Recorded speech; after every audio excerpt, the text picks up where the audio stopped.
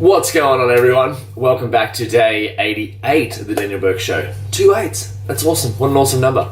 Thank you so much for tuning in on YouTube and the podcast.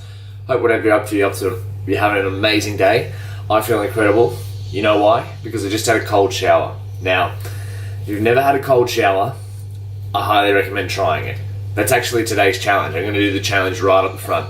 So the challenge is have a cold shower. Now, even if you go, I don't know, your normal temperature for the whole shower, and then the last 30 seconds, turn it on cold.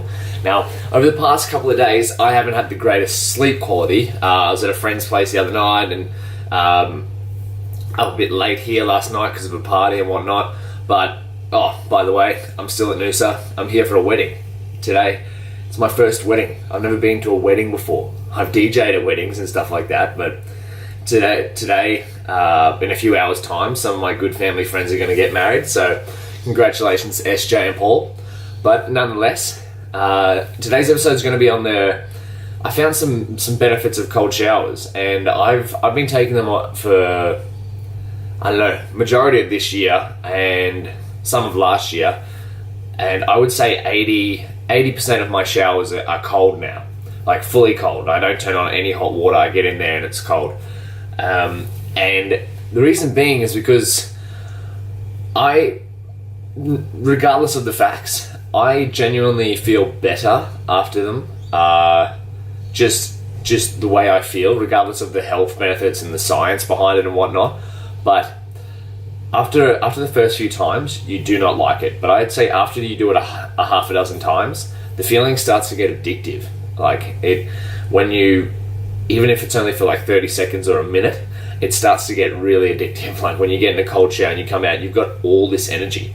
It's like you've just had a cup of coffee. Like last night, I probably had maybe under 6 hours of sleep, but now I'm feeling great. I'm sure it's going to catch up with me later, but I'm not advocating to replace sleep with cold showers, but let's just dive straight into science. What's the science say? So I picked out 3 points that stand out to me out of the hundreds of things that you'll find online about cold showers. But number one is that it stimulates brown fat. And now, why is that good? Like, what's the difference? So body's got 2 types of fat: brown fat, white fat. You think of that like this: brown fat is good, white fat is bad.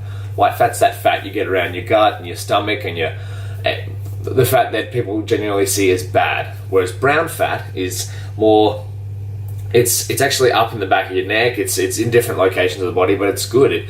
Stimulating brown fat helps to burn white fat.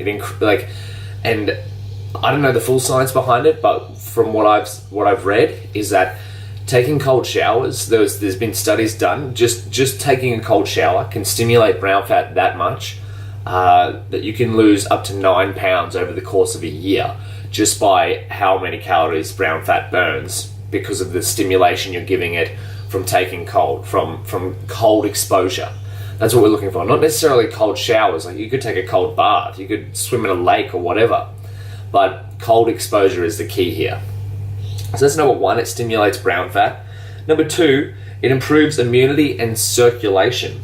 So the deep breathing to keep you warm improves your blood circulation. So when you breathe in heavily from the shower, that is essentially your body trying to take in more oxygen to keep it warm.